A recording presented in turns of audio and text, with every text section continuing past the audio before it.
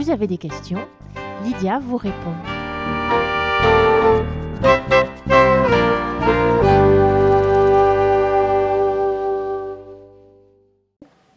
Bonsoir Lydia. Bonsoir Michel. Voici la question. Malgré mon soulagement que ma sœur soit morte, j'ai quand même une sensation d'une relation avortée. Comment faire le deuil de quelqu'un dont on est finalement content qu'elle soit morte? Comment faire le deuil de quelqu'un qui nous a tellement déçus? Quoi répondre aux gens qui insistent à dire « mais c'est ta sœur, tu l'aimes quand même ». Oui, question douloureuse au fond. Bon, je connais la personne qui pose cette question et effectivement, je sais aussi combien elle a souffert de cette sœur et que c'était vraiment un vécu très difficile avec beaucoup de maltraitance depuis enfant.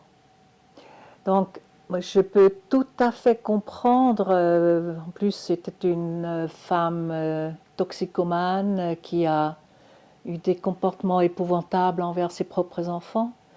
Donc il y a vraiment tout un contexte qui fait qu'il y a un soulagement qu'elle soit morte et il n'y a pas de tristesse. Et alors la question, comment faire le deuil? Il ne s'agit pas de faire le deuil de cette sœur, il s'agit de faire le deuil de ce qu'on n'a jamais eu avec cette sœur. C'est-à-dire de toute cette souffrance qui a été qui a jalonné toute sa vie avec cette sœur. Il y a à reconnaître, j'ai jamais eu vraiment de sœur, avec qui on a un sentiment sorial, je ne sais pas si on dit ça, mais bon, un sentiment de sœur, avec une entente de sœur. On n'a jamais vécu une relation aimante de sa part. Donc, il y a plutôt faire le deuil de tout ce qui nous manque tout le temps. Et en comprenant ça, on a à s'occuper de soi d'abord. C'est ça le plus important. C'est-à-dire, il y a tellement probablement de colère non exprimée. Et je pense, en connaissant cette femme, elle a beaucoup retenu. Elle a beaucoup arrondi les ongles pour ne pas provoquer encore plus d'esclandre. Donc, je pense d'abord, en un premier temps, il faut qu'elle s'occupe de sa souffrance. Et qu'elle puisse nommer tout ce qu'elle a vécu de mal, de ce qui lui a fait mal. Et durant toute cette phase-là, c'est vraiment important qu'on ne rentre pas de « ouais, mais bon, elle a eu une histoire difficile, etc. » qu'on essaie de l'excuser, de comprendre. Ce n'est pas le moment. Donc c'est très important que là, nous soyons que tournés vers ce qui m'a fait mal à moi.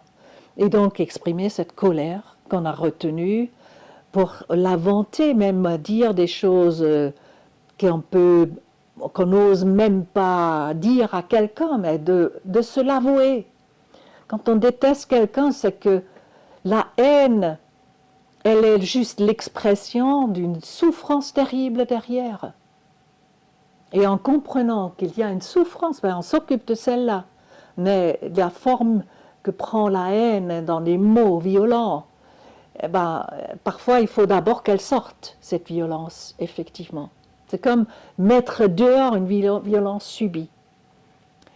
Alors, de comment faire le deuil, je pense, avec le temps, il y a quelque chose qui va s'adoucir, plus qu'on puisse donner la place à cet ex-enfant, et puis la sœur qui a grandi et a vécu des choses épouvantables avec elle. Quelque chose peut s'apaiser et aussi l'image de cette sœur va s'adoucir. C'est là qu'on peut faire entrer beaucoup plus, et qu'est-ce qu'elle a vécu? Qu'est-ce qui s'est passé dans sa vie pour qu'elle parte tellement dans des chemins à travers et qu'elle parte, on sait bien quand on est drogué, on ne donne plus attention à qui que ce soit, même pas ses propres petits-enfants. Donc, malheureusement, ça a des conséquences graves pour ses propres enfants. Alors, quand on est pris là, on est tous impuissants face à ça, et effectivement qu'elle ait fait un cancer avec le temps, cette sœur, et qu'elle en soit morte, effectivement, elle, donc celle qui pose la question, cette sœur, comme ses enfants sont soulagés que c'est fini, que la maltraitance est finie.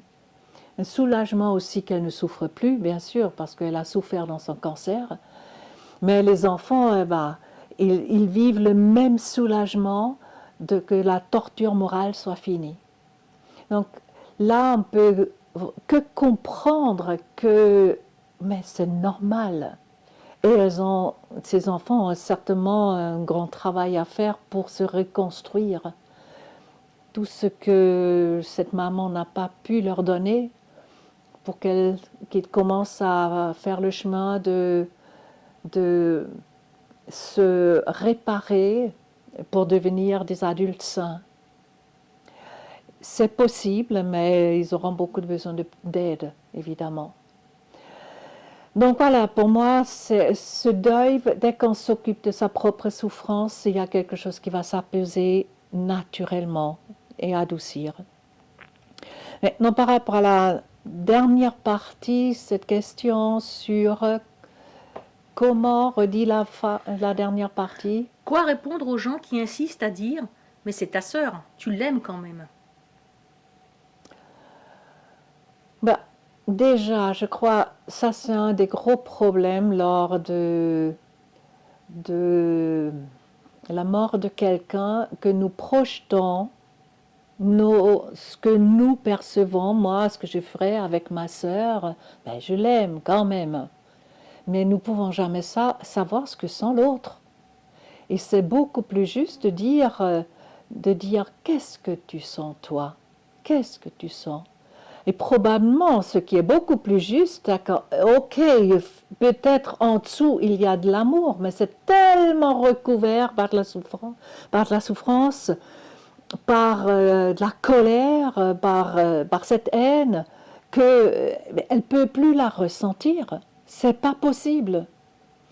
Donc, il y a d'autres gens, par exemple, elle m'a envoyé un papier où des gens ont dit aux enfants qu'ils souhaitent que des gentilles paroles, comme on dit, lors d'une cérémonie d'adieu, ta maman sera toujours avec toi.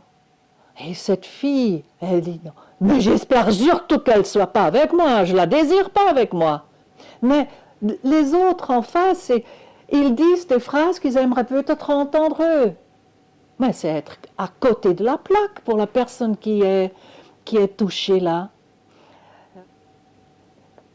Je suis désolée que tu aies perdu ta mère. Ah, je suis désolée que tu aies perdu ta mère. Celle-là, en dedans, qu'est-ce qu'elle a senti? Ah, moi, je suis contente qu'elle est partie. C'était bien l'heure. Et on avait ras-le-bol. Et puis le pire, c'était ce creux, mes condoléances. Qu'est-ce que les gens savent? Qu'est-ce qu'ils disent à ce moment-là? C'est vraiment des mots qui ne sont d'aucune consolation pour l'autre. Et en fait, la seule chose que nous pouvons dire, et tu sens quoi? Qu'est-ce que ça te fait? Et alors, parfois, comme dans ce cas-là, il faut être prêt à l'accueillir. Mais en disant, moi je suis contente qu'elle soit partie, oui, ça veut dire j'ai beaucoup souffert. Et je suis soulagée d'en être libérée de ces souffrances qu'elle m'a infligées. Oui. Donc, vous voyez comment nous pouvons être complètement à côté de la plaque avec nos phrases bienveillantes quelque part, mais qui ne sont pas vraiment en phase avec la personne en face. Parce que ce qui est important, c'est qu'elle puisse dire ce que c'est pour elle. et pas qu'on plaque nos perceptions sur cette personne qui vient de perdre quelqu'un et que nous projetons dedans ce que moi j'aurais senti à ce moment-là et le lui mettre dessus. Là, on est vraiment à côté d'aucune consolation. Ok? C'est clair? Ok.